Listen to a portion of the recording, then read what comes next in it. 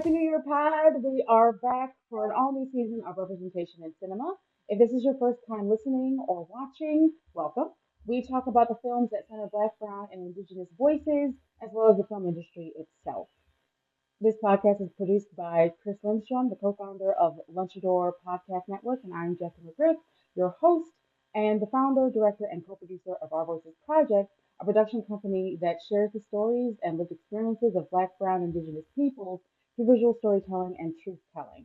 We're community engaged filmmakers who firmly believe that you can't center films on these communities without being in community and in solidarity with them. If you're watching this on YouTube, hit that subscribe button and the little bell to get notified about new episodes when they drop. And if you're listening to the podcast, hit that follow button, rate us 5 stars, leave a comment, please. It's a new year, which means new movies, and it's January, so that also means upcoming award shows.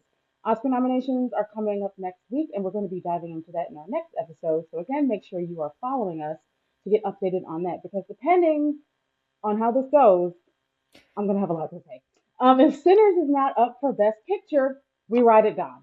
Okay. Anyway, tonight, let's talk about the movies that are coming out this year, some of the blockbuster films, some more independent films coming out, and then how to watch the truly independent films, the ones without agents, the ones without a studio backing, how to see films by filmmakers like us. We are normally in the studio with our producer Chris, but since the winter decided to fight back today in Rochester, we are virtual today. So joining us on the podcast today, we also have fellow film fans that are also going to be taking this deep dive with me. So first up, we have Tiffany Nicholas. Tiffany is an avid movie watcher, a casual art maker, and the number one fan of the 2002 Dreamworks movie Spirit Stallion of the Cimarron. She has a lot of opinions about a lot of things, especially movies, and despite knowing that these opinions are not objective facts, she will argue about them as if they are. Right on. Welcome to the podcast, Tiffany. Thanks, Jackie. Excited to be here. And I will ride at dawn with you on the Sinners front. So let me know Yes, when I'm there. absolutely. Also, if you didn't know, she has an Etsy shop. It's called Lawfully Original. If you're listening to the podcast, I'm holding up one of her stickers called I Loved You in IMDb. Movies are my love language. Surprise, surprise. Yeah, if you are not already following her on Instagram, or following her Etsy shop, I will have that in the show notes, or in the description if you're watching on YouTube. Next up, we have Christopher Rush. Christopher is a Rochester native who is deeply invested in the success of underrepresented communities in Rochester. He serves the community as a part of the Rochester Monroe Anti Poverty Initiative, or also known as RMAPI, supporting organizations and individuals committed to creating conditions for upward mobility in Rochester and Monroe County. Chris is also the host of the Crush Hour on WAYO 104.3 FM, connecting with leaders working to make Rochester a better place. Welcome to our podcast, Christopher. Thanks for having me. That bio makes me seem a lot more important than I really am, but also makes me seem like I'm really busy, which I am. So, I think thank you so much for reading that, and thank you for this invite to be here on this podcast with you. Absolutely. I was also on Chris's show, The Crush Hour, where we talked about all things our Voices Project, of course, and a little bit, of course, about movies and why I got into filmmaking in the first place. So I'm glad to have you on our podcast. Glad to have both of you on our podcast. So let's dive in to the discussion. So, as always, there are a lot of films that are coming out, and I really want to get into the movies that you are really excited about. So, starting with Tiffany, what are, I'm going to say, between 3 and 5 movies that you're really excited about this year, and why? Sure. Yeah. I feel a little restricted by just having an hour to discuss this because I mean it's a whole year of movies, but I'll do my best. So I feel like I go to the movies a lot, and so by going to the movies, you see a lot of trailers and a lot of things coming up. So I have a running list of things that I've kind of accumulated. But a few that I'm really, really excited about are Sunrise on the Reaping. I know that's kind of been in the works for a while. If you don't know, it's the Hunger Games prequel. So the book came out last year. If you're a fan of the books or the universe of the Hunger Games, it's about Haymitch's games. So the book and the movie were announced together. There was a big, exciting casting announcement for everything. The cast is phenomenal. The movie looks amazing. It's Francis Lawrence directing, so it's the same guy who did the Hunger Games.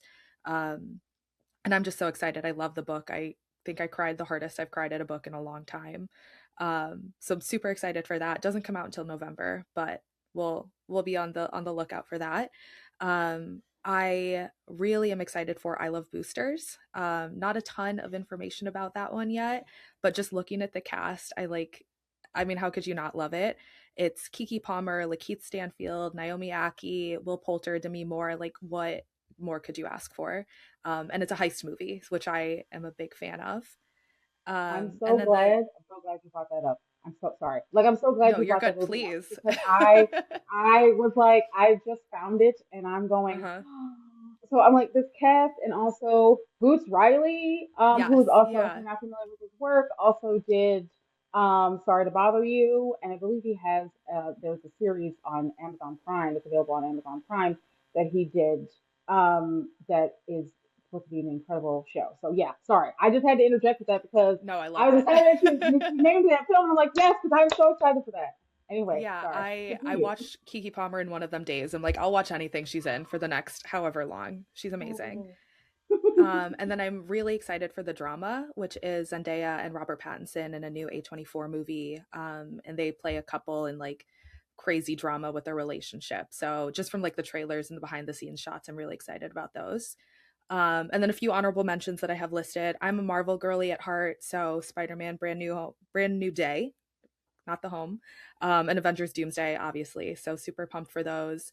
Legend of Aang, the new Avatar movie, and All That's Left of You, the new Palestinian film that's coming out, I think next week at the Little. So lots of good stuff coming out this year.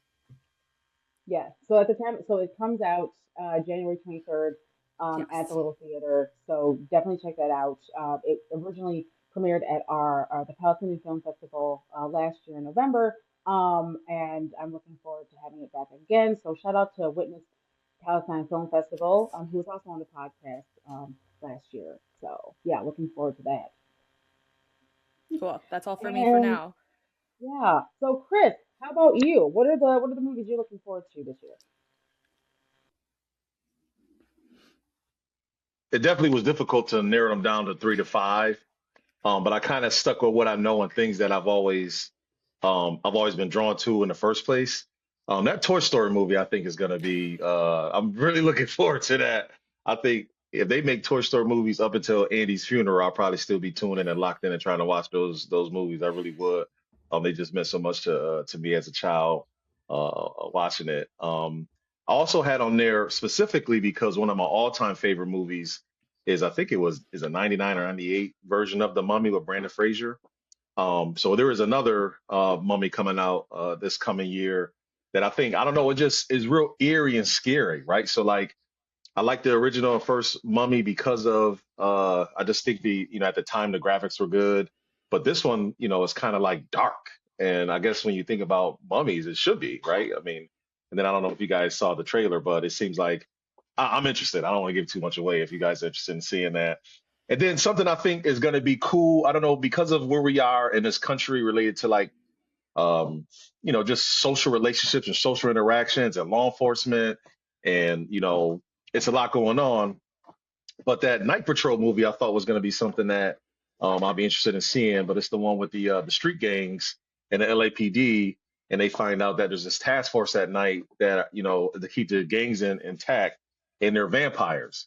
And I just think that's like, I don't know. I just think that's really cool, you know, because vampires is they're I don't know if they ever left, but they're making a comeback. When we had with Sinners, and what people don't, I don't think people put the two and two together.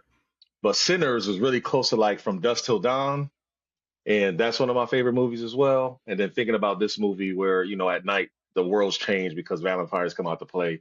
I just think it's something I'm interested in. Those things always draw my attention. And there's Yeah, black that's people in that one too. So that's my other favorite part. yes.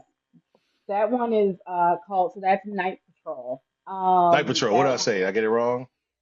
Oh no, I don't know. I Oh, wasn't sure okay. if I had heard the movie, but just for Yeah. again for any listeners or viewers, the movie that he's describing is Night Patrol. And so I believe that is coming out, or it's actually at the point of this recording, it'll have already come out. So yeah, definitely looking forward to that one. Are there any others that like, and then of course because it's, I mean, I know you said like between I said 3 to 5 because I mean I don't know, I tend to go on tangents.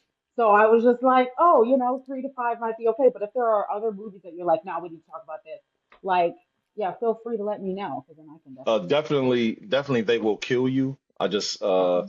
I like the actress. I think her name is it Zazie Beats? Jazzy Zazie, Beats, yeah. yeah, yeah, yeah, yeah, I really enjoy enjoyed her in Atlanta and other movies that she's been a part of. So I think that'd be. I didn't even get a chance to check out the trailer, but just knowing that she's in it and knowing and reading the blurb about it, I thought it'd be something I'd be really interested in. Cold Storage or something I was drawn to as well. Um, I just think, some of these movies I think are like windows into the future, unfortunately. So, and I think that was one of them. I think some of this stuff might happen eventually. Of the government playing around for too long or too many things, and having to try to yeah. keep things contained, and then they don't stay contained, and now we got to deal with it. When things are way too close to home, I'm always like, man, I don't know if I'm going to be able to do this. I don't know if I'm going to watch this. But yeah, no, for sure. I definitely think movies that are like that, any movies that are dystopian, telling of the future, I feel like there's always a layer of truth just because a lot of folks, especially when you're talking about filmmakers and screenwriters, and even authors, right, who write these stories, they're looking at like the patterns of history. Mm, So I know that Octavia Butler, who wrote Parable of the Sower books, um, took a lot from like she saw the patterns in studying history and everything and then used that to write the book. And of course now I'm hearing from people who are reading Parable of the Sower now are like I've had to put the book down several times because it was way too close to what's happening right now. So yeah, and oftentimes I know some people who say history repeats. I know that other people say history parallels.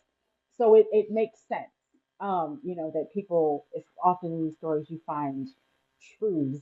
Um, some of the things, some of the movies that I was interested in, and actually one of them I don't even know if it's only going to select theaters, but I will definitely be on the hunt for it to see if it's coming because there's this retelling about the explorer Magellan, who was very much, a part of that like age of exploration. And we hear, of course, we always hear about like he's this great explorer, but not about the retelling of his story in a way that decolonizes. And in fact, Magellan, which was actually supposed to be out this month, um, is it's marketing itself as the decolonial retelling of the Portuguese explorers' life and expeditions. And in the trailer, you very much see that where it's not propping them up as this like great man. It's not, it's actually pushing him down. It's like not even pushing him down. It's more of like telling the truth of like who this man really was and how he wasn't really after, um, simply exploring. There's the colonization that's happening, right? And so it's telling the truth about someone's story and not holding like not holding anything back. And I think that's a story that I would like to watch. Again, if you go and watch the trailer, if anyone who's listening or watching, definitely go watch the trailer for that. Um, and I'm like, this I feel like needs to be required, like watching, like in a classroom, because again, the story that I got was definitely not the decolonial retelling of this man's story. So I'm like, can we get more stories like that? So I'm wondering if it's going to open up in theaters. So I will definitely be keeping y'all up to date on that.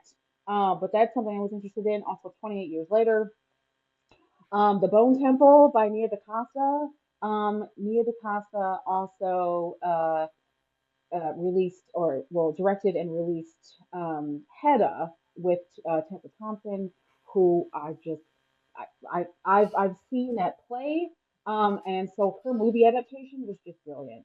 And so I'm looking forward to more from her. She also directed the latest reboot of Candyman.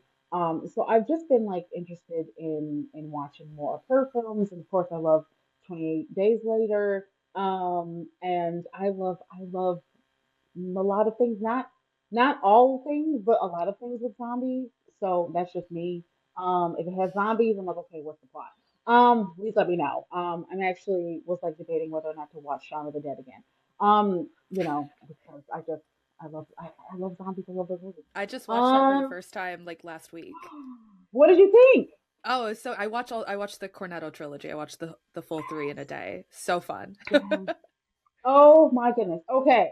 So again, for those who don't know, not again, I'm introducing it. So for those who don't know, so the Coronado trilogy, what Tiffany is referring to, so the Edgar Wright directed movies that are Shaun of the Dead, Hot Fuzz, and The World's End. Not to be confused with At World's End, which is Pirates of the Caribbean, because I mix it up all the time. So and there are these comedies that I feel like are very well written, and also like there's it's not just like surface level comedy. There's like other like reoccurring themes, deeper themes that are happening throughout the film.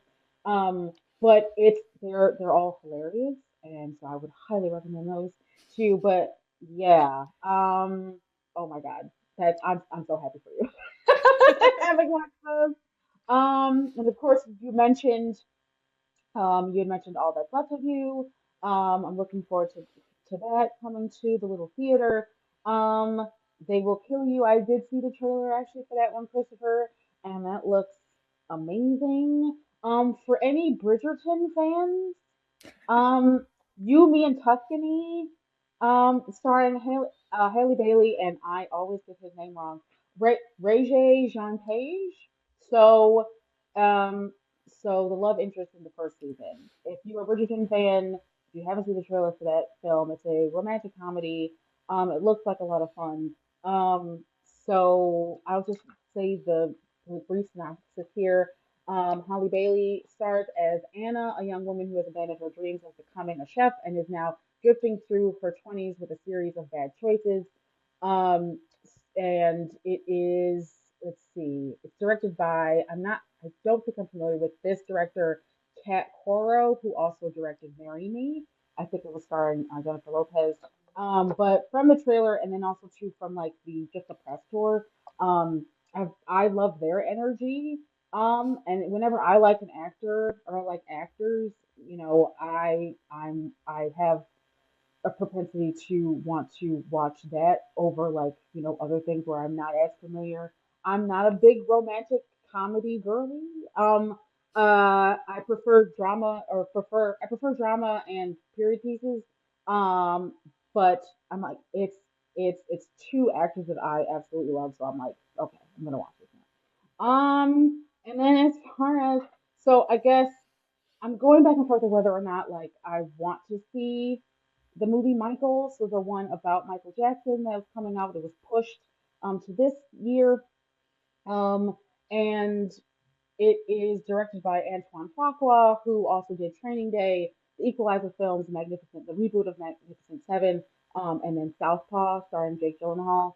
Um, I have always appreciated and adored his work. He also did King Arthur in 2004, which I was just like, okay, all right, Black filmmakers, getting into like Arthurian legend. Let's go. I starring Clive Owen.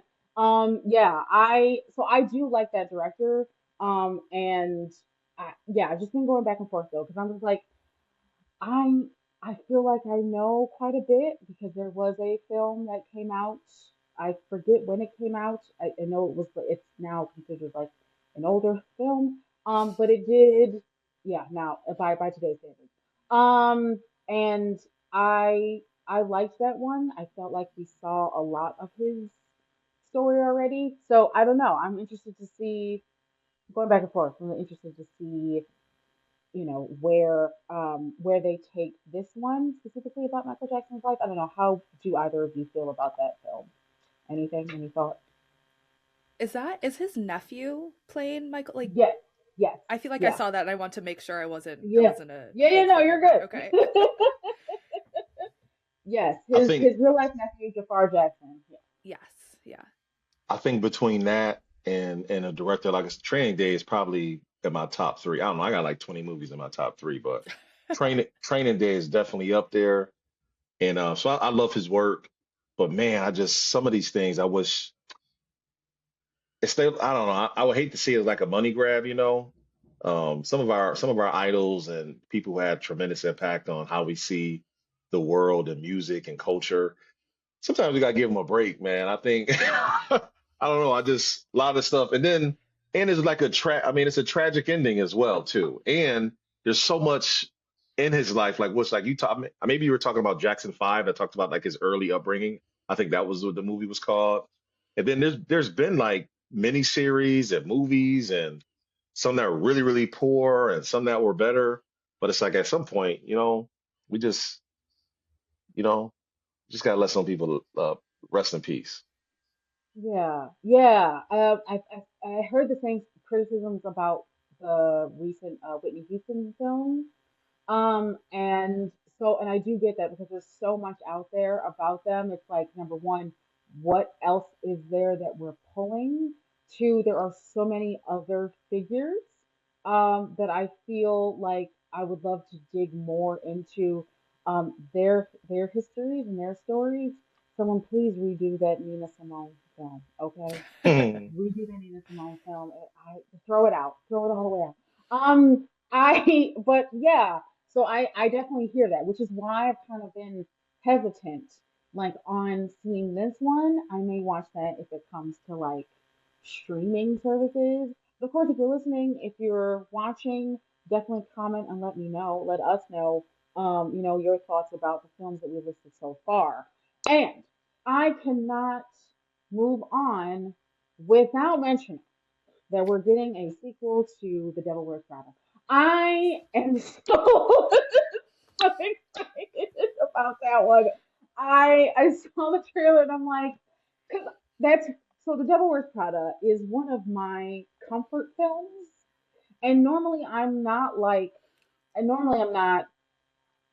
someone who is huge on like sequels. I'm just like, just let things, go. As um Kylo Ren would say, let the past go.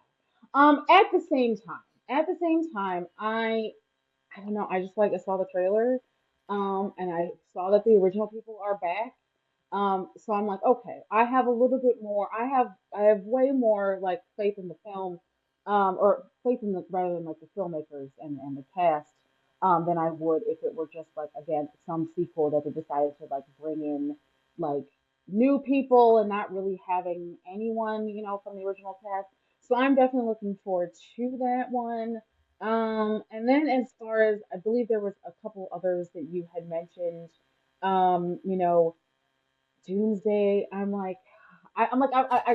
feel like myself like kind of waning off of like the Marvel like universe, and I haven't for a while just because I'm just like there's so many there's so many They're films at doing this too point. much.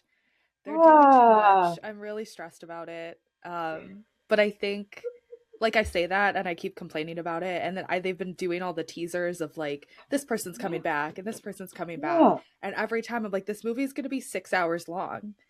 But I will be watching it. Like I'll do whatever yeah, I need to, you yeah, know? yeah. Same Just with cuz it's like Spider-Man. such a huge part of like my movie, like why I love movies so much is like I grew up with Marvel movies and um I like for the last however many years have gone to the premiere of every one and like I've made a lot of friends watching Marvel and so like it's just like I'm going to watch it, you know? Of But course. I'm going to complain about it still. Yes, absolutely. Because there are people will just now be like, So I haven't watched any of these, and which one do I need to start? Like, there's still people saying, which one do I need to start with if I want to go through? And I'm like, you have so much catching up to There's do. so I am much. so sorry. I am so sorry. I'm gonna Yes. be honest with you. That's me. I'm usually that guy. Like, there's another movie, Myra movie coming out. I just go and watch them just to say I did, so I can stay in the loop. I don't know what's going on a lot of the times. That's okay. The universe is too wide. It's too big. I go for the graphics. I go for the fight scenes. I go to see, oh, how are they gonna get out of this one? But to know what's actually going on, you got to be this week on to tomorrow. We talking about 80s and 90s, right? Like you got to really know what's going on, and I don't. I don't even know what's going on in these Marvel. I feel like there's a new character, superhero every 3 years. Like I never, by Yeah. now they got to run out of comics, right? Like what are we still producing? There are a lot of comments, and there are people though. I give credit to the people, the YouTubers specifically, who give like there are so many people who have those kind of like summary videos where it's like, okay, here are the things that you need to know. So if you Here are the like watch characters, one of here's the plot exactly, points. Yeah. exactly. So like if you watch, and it's probably what like an hour or so, 45 or to an hour and a half of your life. But like it's like it's rather that like at this point I'm like if you're gonna watch that, I'd rather you do that. I mean, yes, you can watch the movie. I would be like, okay, if you want to watch all the movies, I mean, more power to you. But if you're just trying to keep up with like the lore, go to one of the YouTubers who summed up the entire MCU up to this point. Because I bet you there are so many out there who do a great job of like summarizing. So that's No, I'll no, they host they um do, they do. I'll host a workshop and we can have an interactive session and I'll let you yes, know Yeah, everything you need to let me know know. before yes. Doomsday. Exactly. Okay. You know what? You know what? You know what? Tiffany, make it happen. Make it Let's happen. do it. Whatever you need help with organizing, I'm there for you. All Um, right. You heard it here first, folks. yeah. Other than that, those are the ones that I'm really excited for. Um, and then I don't know if either of you have been following Dune. I watched the first one. I know that that's coming out. Yeah. See, I watched the first one. Um, And then the second one came out, and then now the third one, and I just kind of like, I don't know. Not to say that I necessarily wasn't interested, but I've kind of just fallen off. Does anyone feel strongly about the Doom films? Mm-mm. No. All right. So then I watched the first two, couldn't tell you a single thing that happened. Yeah. They're not for me. they're not, Yeah. and that's completely fine. That's completely fine. I did that thing where I'm like, okay, I know there's a book. I need to read the book. I'm gonna go watch the movie. Then I remember like and I'm like, why did I do this to myself? Because now, as always, I'm comparing the book to the film. So then I'm like, then this is wrong, and this is wrong, and this is supposed to be this, and I'm just like, Timothy Chalamet was not the right person. But that's me because I feel like Timothy Chalamet is in everything, and I'm just like, there are other actors who are trying to make it.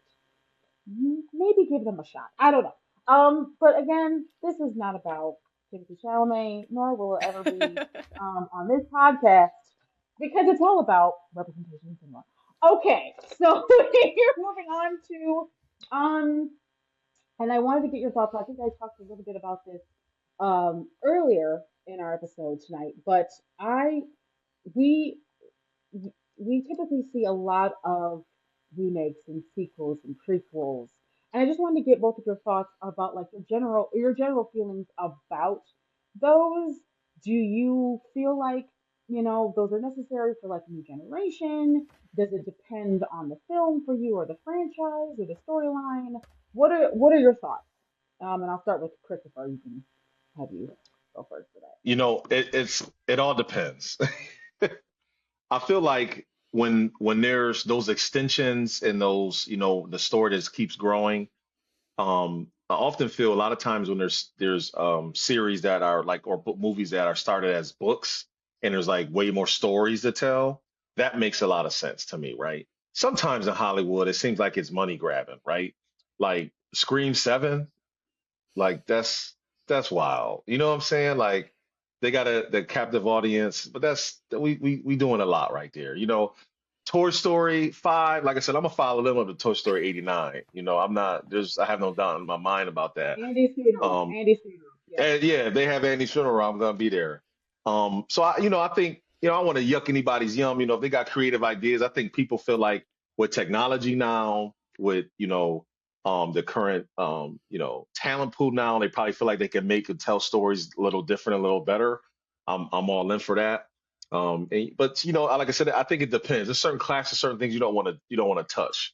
Like one of the things I used to always talk about were I remember learning that they were either going to have a sequel to Forrest Gump, or they were going to try to figure out a way to tell right. But right, listen, if there's an opportunity to like see how he progressed through some of like current events, that'd be kind of interesting, or his son, right? Um, but like I said, I really do think it depends. Some of these stories do need to tell, but some of them they end. And I know we probably don't want to hear it, but I remember watching an interview with Ryan Coogler, and he talked about, Sinners being a one and done thing. Like he said, I'm not trying to drag this on. It was a point in time. It was a movie. It was something in my head I needed to get out. Now it's on to the next thing. And I know we probably was like, oh no, there's probably a million other stories we could tell, from or prequels, right? Of how everybody got to that day on that particular night and their lives changed forever. So I guess I'm rambling now, but it depends. Long story short, it depends. It's a case by case thing for me. I don't need another Batman, though. I'll tell you that much. Oh, I have some thoughts on that. But I will move on to Tiffany. I will move on to Tiffany. Tiffany, before I start going. Your thoughts on that? Okay. I mean I also agree. It depends. I think there's like different classes of sequels, right? I think when it's an intentional sequel, if whether it's like a book adaptation, it's like the director already had like two or three movies in mind, stuff like that. I think that that's when it works, right? I go back and forth about legacy sequels in particular because most of the time it feels like it's just a cash grab and they're like, oh, here's this thing that worked well.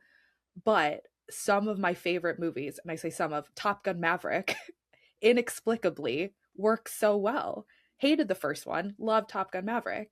And I feel like Devil Wears Prada is like kind of walking that line, but like you said, I'll watch it. It's an incredible movie, amazing cast, like it's gonna be great. Um, but I think that is kind of walking the line of like the danger of it's just like they're looking for something else, right? I'm glad you mentioned Scream, Christopher, because I have mixed opinions about that one too. I love the original franchise. It's my favorite horror movie franchise. Scream is one of my favorite movies. I really enjoyed the two, like Scream 5 and 6, the requels, as they kind of talk about in the movies. And I was looking forward to Scream 7, but I am a little disappointed with like everything that happened with the studio. Jackie, I'm sure you know about this, but long story short, the studio fired the lead actress Melissa Barrera, who I think played Sam, I think is her name, for voicing some pro-Palestine opinions Mm, and stuff. So not looking forward to that as much, but like as a concept, I think I was looking forward to it, and it's kind yeah, of unfortunate just because I love those movies so much, and I yeah, think they did the requel really well. So that's definitely a little bit of a bummer.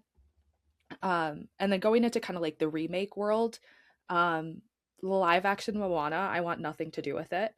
I don't know what we're doing. I'm so sick of What it. are we doing? Why, like, what are we? It came out like 10 years ago. That's not old enough for a remake. There's no need for this. The original movie's perfect, and I'm sick of people. This is my soapbox, is that I'm sick of people saying that animation needs to be remade because it's its own art form. It's doing its own thing. It doesn't need to be retold.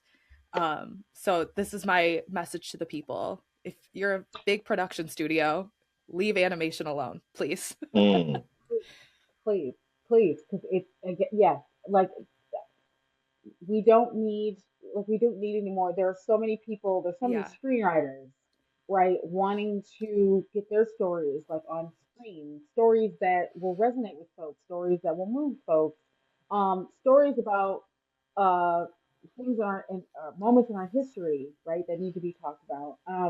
And also, too, Christopher, to go back to what you were mentioning about Sinners, um, yeah, like there was this one, I can't remember who it was, but there was someone recently talking about how, he had approached Ryan or wanted to approach Ryan about doing possible sequels to Sinners to try to, and he specifically said it was about, and I'm paraphrasing here, but it was about like broadening like who the audience, like who really resonates with the film. And I'm like, okay, but like there was black representation. There's also, and of course, and I'm sorry, but like there was more representation in that film, right, than just than black folks, even though it was definitely a film that is focused specifically on black people. I There was also, you had representation from the Chinese community, the Chinese American community in Mississippi, which is also, there's an 8-minute documentary by Al Jazeera on YouTube that you can actually look up right now about Chinese Americans, and what they were going through in the Mississippi Delta. You had um, you had Irish. I remember like watching when Sinners first came out. Not only were there black people just like dancing to Irish like an Irish jig, like you also had Irish people like getting on TikTok and being like, I've never seen like this being in a film is incredible. Like Ryan did not have to do this, and he did this, and it's amazing. Like you already have a wide range of people that this is really like Sinners is really connecting to. So like to try to also say we need a sequel because we need an even bigger range of people who are represented. It's like no, and it also too like the Choctaw. Now, if Ryan decided he wanted to do a film specifically about the Choctaw vampire hunters, I'm here for it. But since he was like, no, that's one and done, I'm like, okay, fine, that's fine. I can imagine it. Or if someone wants to do a film specifically about the Choctaw Nation, and it's led by an indigenous filmmaker, or you're going to the Choctaw Nation and asking their permission and being in community with them, not just like having a conversation, but actually being in community, being in solidarity with them, and they agree to have you talk about their nation, then great, fine, awesome. But like this whole idea of like doing a sequel just because you didn't feel represented in the film is crazy. So of course, and going to the movies, I know that, when I go to the movies, I'm not always going to be represented, and that's fine. I can enjoy a thing for like what it is. I can enjoy the fact that there's people that resonate with the film that I don't specifically resonate with, and that's okay too. It's not going to do that with everyone, but if I can appreciate the story and also too like again the great efforts that are made in making the film, then that's great. I think that's awesome.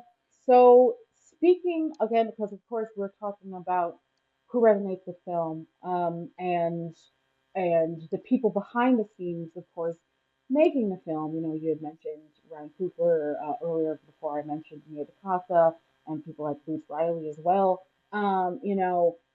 I We often talk about on our podcast, of course, about um, not just representation, but genuine representation, and who gets to tell the stories, who gets to make the film, and whose films get to be seen by a mass audience. And so I was like looking through, how many how many filmmakers, how many Black, Brown, Indigenous filmmakers did we see, make films this year? Who was it that was calling the shots behind the camera? And I was looking at a few different articles about um, from like progress, like the Hollywood's made as far as like representation, not only in front of the camera but behind the camera. There were quite a few articles, and it specifically talks about not only just directors of color, but then also women directors. Um, and what I saw or found was, I mean, it wasn't surprising, but still disappointing. Which was back in 2025. So there was a study done um, from it was the let's see, it was the Annenberg Inclusion Initiative, which was led by Dr. Stacey L. Smith. And they're assessing gender and race and ethnicity in top grossing directors. And apparently that has plateaued. Again, not surprised, just disappointed. And I guess back in, so it was like 2020. So this is going back to like 2024, and then I'll get to 2025 in a second. They'll say that in 2024, there were 24.1% of directors who were from an underrepresented or underrepresented racial and ethnic group. Um, which has been significantly higher back from like 2007, which is when I believe the study first began, which was 12.5%. So, like, we've doubled the percentage, but it's still 24.1%. And of course, um, let's see, going in, and then of course, so let's see, I believe in 2021, it was 28.6% of directors who were people of color. So it's actually going down. And with 2025, and so I think, oh wait, let me go back. Before I mentioned that, 5.3% or six directors were women of color. So there was like 1.7% of all top grossing film directors in 18 years were underrepresented women. So 1.7%, this industry that's continuously saying that we're here for diversity, equity, and inclusion, when you're only getting, again, a very small percentage of people who are directors, number one, who are people of color or black or people of color, and then it's even small. The percentage is even smaller when you're talking about um, women of color, behind the camera. I believe last year, so 2025, um, there there were, as far as I know, or as far as I can tell, again, there were 24.3% of directors of the top grossing films from underrepresented racial groups. Women of color made up 5.4% of the directors. 2.7% were white women. And then I believe the study also shows that they're the highest, as far as like the ethnic group that has the highest representation, were that of Asian women. So I was like, okay, well, shout out to the Asian women, who got to make films and get it seen, because I'm here for representation no matter what. At the same time, I'm like, okay, so out of all the directors, we still only have a very small percentage. Now, when you're hearing things like that, and again, who gets to tell our stories, who from those underrepresented groups, who gets to tell stories in general. As film fans, and Tiffany, I'll go to you first. How does that make you feel? What are your thoughts when Yeah. you first hear that? I mean, just like a super light question to answer, right? We don't believe in asking very small questions on the podcast. How we do. I mean, I think you said it, like it's not surprising, but disappointing but not surprising. Whatever the phrase is. Um but I think it poses an interesting question of like you said, like who we allow to make these, like tell these stories. Because I think when you hear the number, I think like when we talk about representation, a lot of the times it's about the people in front of the cameras, right? Like the actors that we see on screen that are kind of like visually representing communities of who have been underrepresented and things like that. So I'm really glad we're kind of talking about like the directors and writers and stuff, because I feel like it's this weird disconnect of like you want there to be representation behind the screen too, but the way that Hollywood specifically is set up right now is like it's not built for success, right?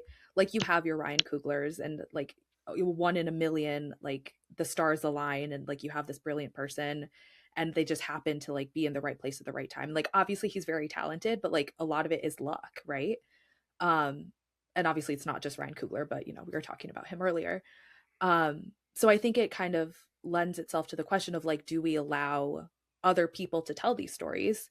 And then if we do, it's like, how do we let them, right? And like, what's a way to do that respectfully and intentionally? And so I think I would love to see more partnership of like co-producing, co-directing with people like these bigger names, most often white men, kind of bringing in more people from these like underrepresented communities. Why am I struggling so hard with that word today?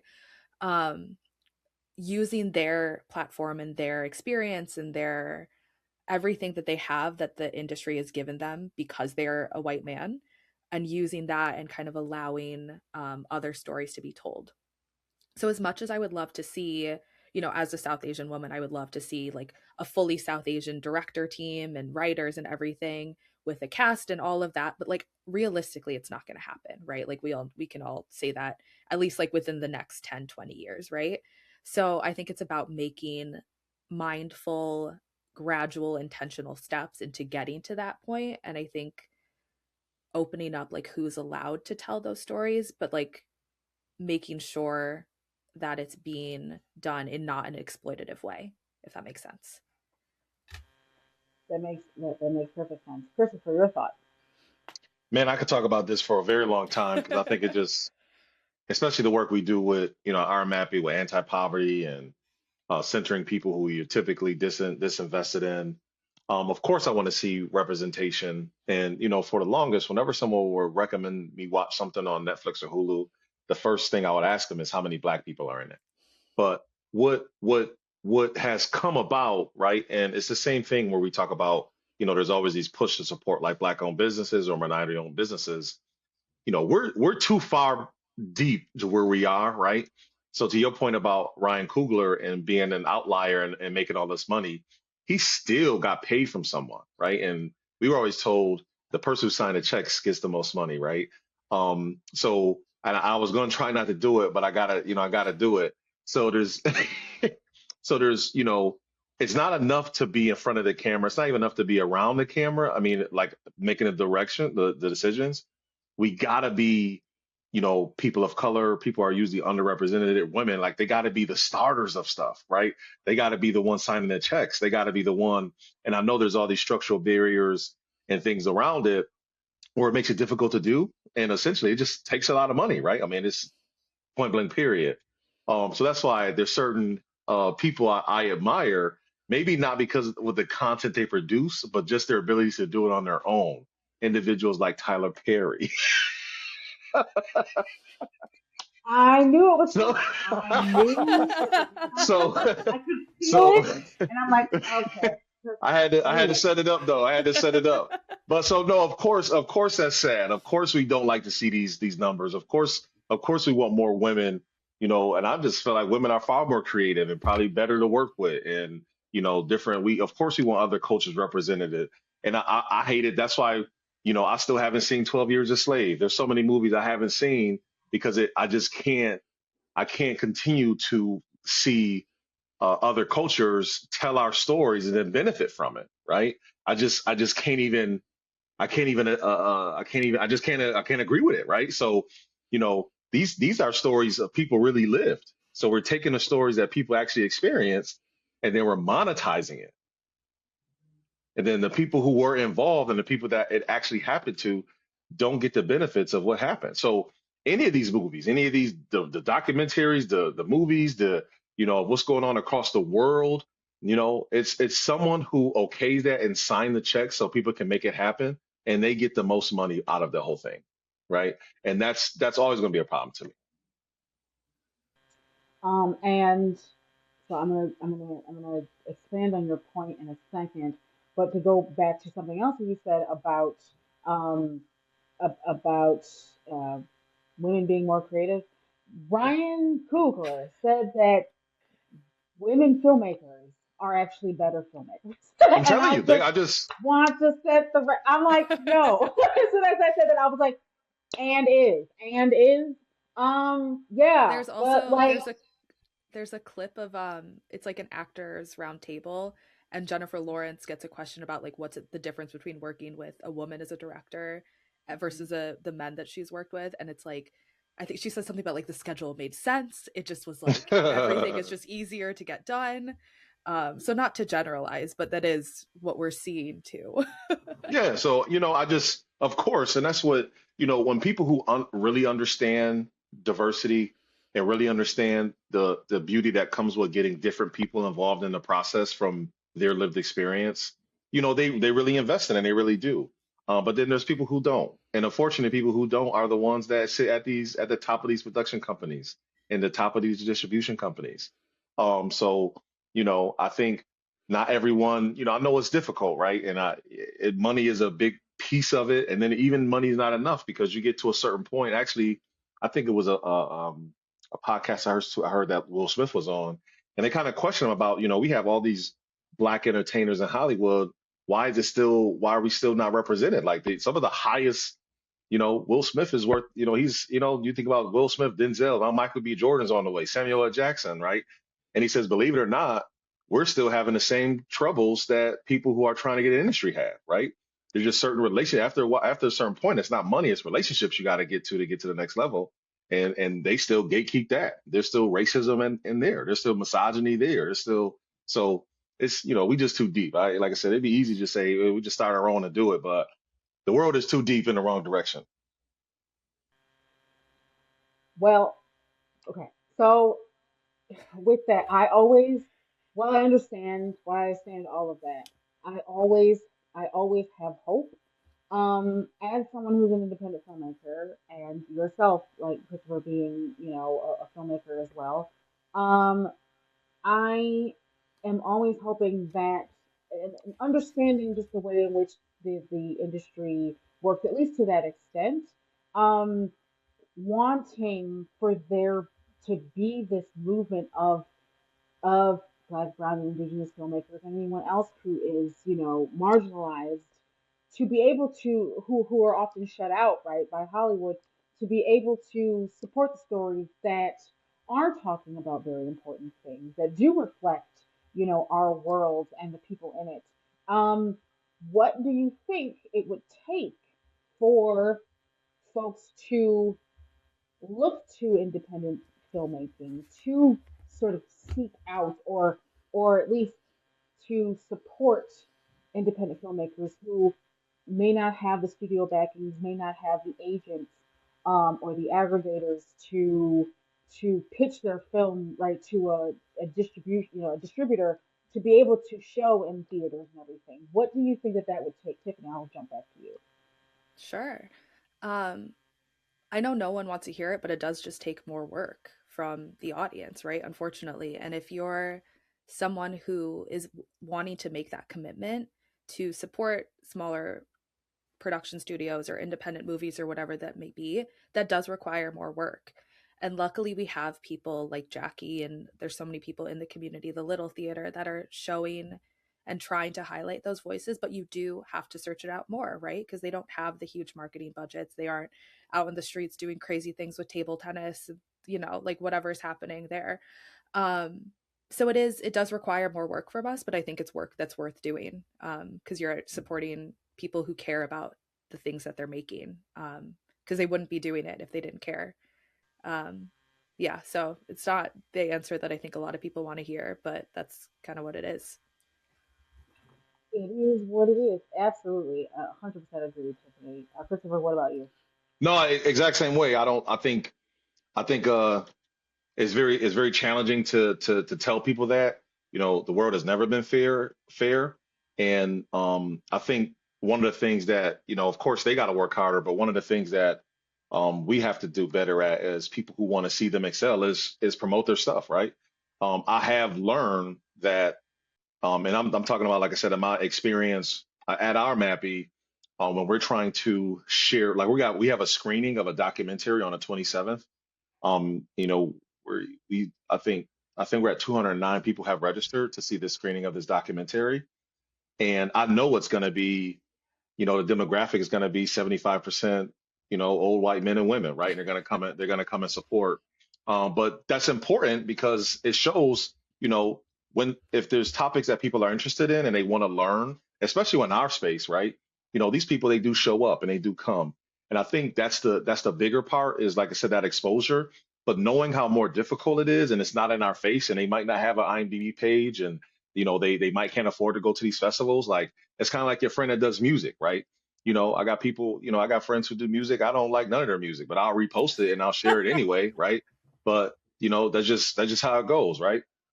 And but the same thing with in film, right? If there's a showing or something, just go, right?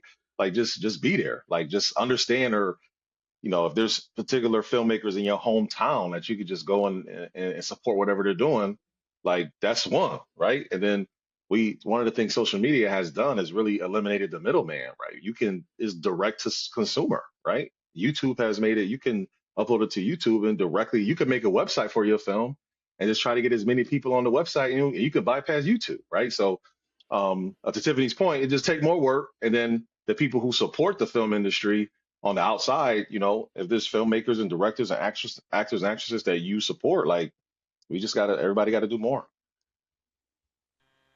Absolutely, 100% to both of y'all's points. And as far as doing that work and going to support, in your city. So for wherever you're watching from wherever you're watching from, or listening to this podcast, um, you have local film festivals or film festivals that are close to you that um, you know always appreciate having audiences. But I would challenge any listeners, because this is exactly, I believe, at least one of the things that it's going to take, and it's one of the things I'm constantly, as an independent filmmaker, I'm constantly um, debating, not necessarily debating, but rather like pushing people to do, is if you, of course, in your city, going into Google, there's also filmfreeway.com, which is where filmmakers submit their films to film festivals. Going in there, typing in your city, um, and just looking up film festivals near you. And then the thing that you can do is, once you find maybe two or three, right? Don't, because some cities there's like a ton of film festivals, and I don't want to overwhelm anybody, but just selecting maybe two to three film festivals near your city, where you can go and you can follow them on social media. You can go to their website and look up and see if they have a mailing list, and sign up for the mailing list, where you get news about their film festivals sent directly to your inbox. And then, when those film festivals come around, picking out a couple of different movies that seem like very interesting to you. And if you have the means to go and see these films, definitely go see these films. And there's not just film festivals. I think like I think it was let's see, it was either Tiffany or Christopher. I can't remember who it was. Um, but it was specific, it might have been Christopher, looking up local screenings, just community film screenings. Usually if you're on Facebook, there is usually a tab that's just events, and you can filter by film. If you see events that are coming up, screenings that are coming up, if the film sounds interesting to you, I would highly, highly suggest and challenge you um to go to those screenings. If you're not someone who can get out of their home, who is not able to get out of their home, right? Some of these film festivals are online. Some of these community screenings are also hybrid. So if there's an option for you to watch it virtually, you can do that. There's also streaming services, and I know everyone is making fun of films on Tubi. There are also some quality films on Tubi. There are people making, and I mean, this doesn't necessarily speak to the quality, but there are people apparently making millions of dollars on Tubi. And and again, there are not, this isn't necessarily guaranteed that it's going to be a quality film, but it's an example of how far we've come as far as streaming services providing films that people can see from the comfort of their home.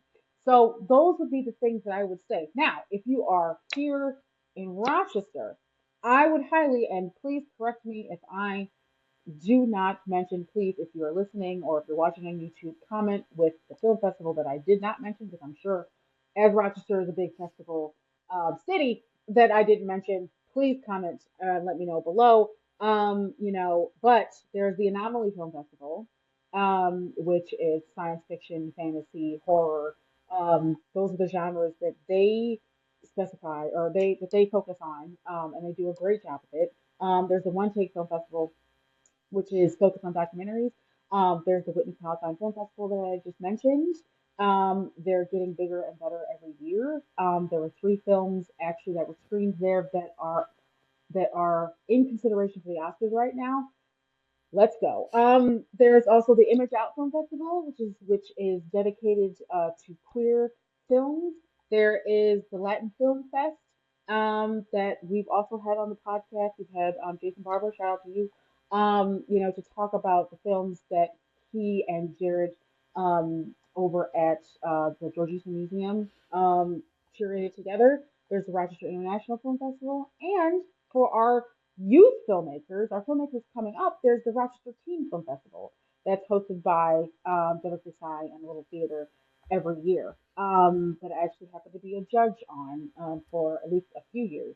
So that is always fulfilling and rewarding to see young and up and coming filmmakers, who have stories that are very creative, also working on their own films. So it's always amazing to see. Again, if I did not mention um, the film festival that you know of here in Rochester, please, please, please, please, let us know in the comments. But there are so many opportunities in so many ways to support independent filmmakers. It just is going to require, like Tiffany and Christopher said, more work. All right. So, as far as final thoughts, we asked our guests on the podcast, because of course this is called Representation in Cinema. We asked them this question: what is the type of representation that you would like to see? I'm not just talking about this year, I'm talking about in general. What is the representation that you want to see? Christopher, I'll start with you. Uh, yes, I also, I just want to plug in one last thing before I get started. A lot of these film festivals are volunteer run. Sign up to volunteer, because I was on a board of a film festival here, and I want to protect the innocent because I love the work they're doing.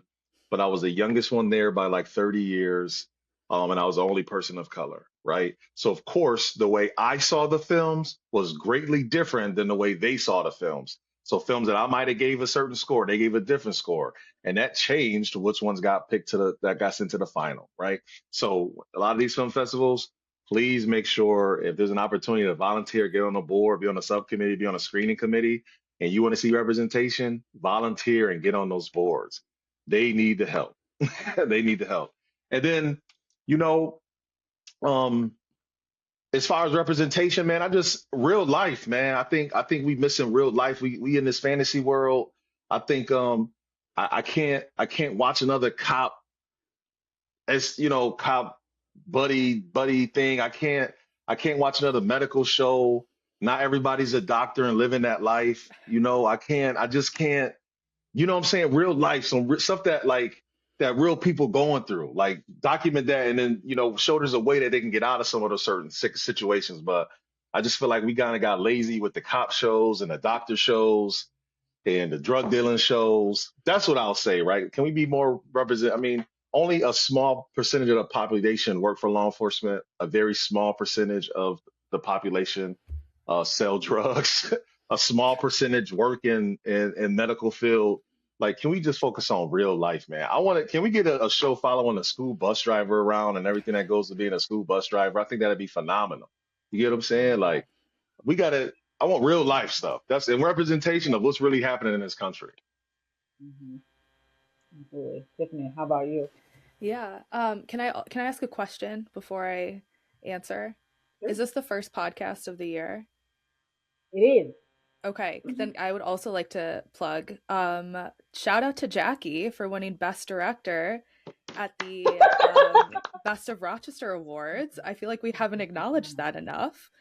Shout out to So Jackie. Yeah. Thanks. Our producer Chris, thank you so much. I appreciate it. I don't know if there's like effects that we can add or whatever, but congratulations. Very, very Thank excited, you. very proud of you. So just wanted to Thank make sure we you. acknowledge Thank you so that. much. And I'll answer your question. So similar kind of to what Christopher was actually talking about, I really have been enjoying more like casual representation, I guess is like a way to phrase that. As much as I love stories that are like, again, I'll kind of use the South Asian example because that's an accessible one for me. Like A Nice Indian Boy last year was one that stood out for me. But it like very much is a story about being Indian, right? And I love those stories, and I think those are important, but I've really been enjoying ones where like you can see people that look like you, but it's not like the only thing about the character, right? Like I have just really been liking movies and shows where I can like see a South Asian person, but it's like that's never mentioned that they're South Asian, or like queer characters or anything like that. So that's kind of what I have been looking for in a lot of movies and shows that I've been watching. And unfortunately, Christopher, one of them is The Pit, which is a medical show. So apologies, it is on tonight, so I No, will no, need to please go live. soon. Live your life. I'm just saying, Yeah. you know.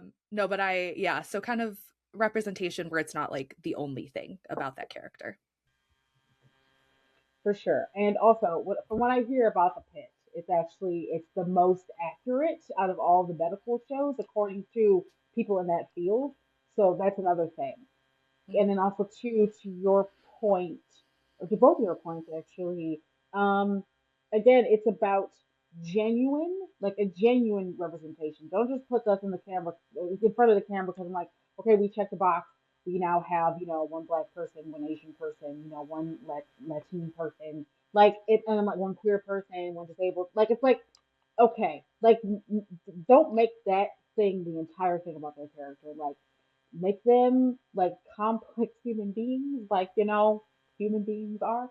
Um, so no, and I appreciate uh both of your points, of course, and I appreciate both of you being on the podcast. All right, so where can people find you and how can people support you, Christopher? So you had just said say it again, and then I'll have Tiffany go as well. Yeah, so underscore crush hour. That's the Instagram for my radio show every Monday morning. I'm on at Wayo 104.3 or wayofm.org. Different leaders in Rochester doing positive things, entrepreneurs, executive directors of nonprofits, people who are heavily into volunteering. We just come and have a conversation live over the radio, and we incorporate some music. I'm also a freelance videographer. I run a videography company called Rush Unlimited. You can also on Instagram underscore Rush Unlimited LLC. You can check out some of my work, and if there's any stories you want to tell, let me know. Tiffany. Yeah, I am on Instagram. I am an artist, like Jackie mentioned. Instagram and Etsy at Waffly Original.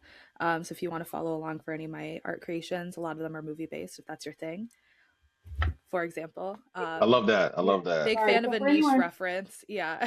yeah. So for anyone listening, because you can't obviously see this, but it is a shovel, and then next to the shovel it says, "I'm tired of this dick grandpa, but that's too damn bad." That if for those of you who don't know, or just lived under a rock, or just weren't given, a proper watch of this film, it holds based on the book by the same name. Yeah, every time this reference comes around, I'm like, oh my God. And if they only say the first part, I have to say the second You part. got to It's like, finish it. You got to, it's you like a have call to and finish it. response. Yeah. It is. Because then that's how you know. I'm like, okay, this is the person I want to talk to. Great. Yeah. Um, But yeah, on Instagram. And then if you want more controversial movie takes, I'm on Letterboxd at This Is Burke, How to Train Your Dragon fan through and through. So Fantastic. For those listening, we'll have that in the show notes, and for anyone watching on YouTube, we'll of course have that in the description. Thank you both for joining us on the podcast tonight. This was an amazing conversation, as I was saying before. We did go over a little bit of an hour, so that's fine, but I could have talked about this for at least 2 or 3 more hours because this is what I'm talking about all the time. But I appreciate you both for joining the podcast and giving your thoughts and insights, and also just sharing, the movies that you're really looking forward to this year. So thank you so, so much. thanks for having us. And absolutely, absolutely. So to our listeners and viewers, wherever you're listening or watching from, hit that subscribe button, give us a 5-star rating, share the episode, and leave a comment to let us know what you thought of tonight's episode. If there are any films that we missed or any film festivals that we missed, Again, feel free to leave us a comment. We do reply. Follow us on Facebook, Instagram, TikTok, and Threads. You can also visit ourvoicesproject.com and sign up for our newsletter to get more information about what we do. We'll be back with more episodes every Thursday with old and newly released movies that center Black, Brown, and Indigenous folks, general movie news, and interviews with film festival programmers, curators, film critics, and of course, filmmakers. Next week is our episode about Oscar nominations, and coming up in February, look out for our series on Black filmmakers and their filmography. You will not want to miss out on that. This has been Jackie McGriff, your host for this episode of Representation in Cinema. As always, thank you for listening.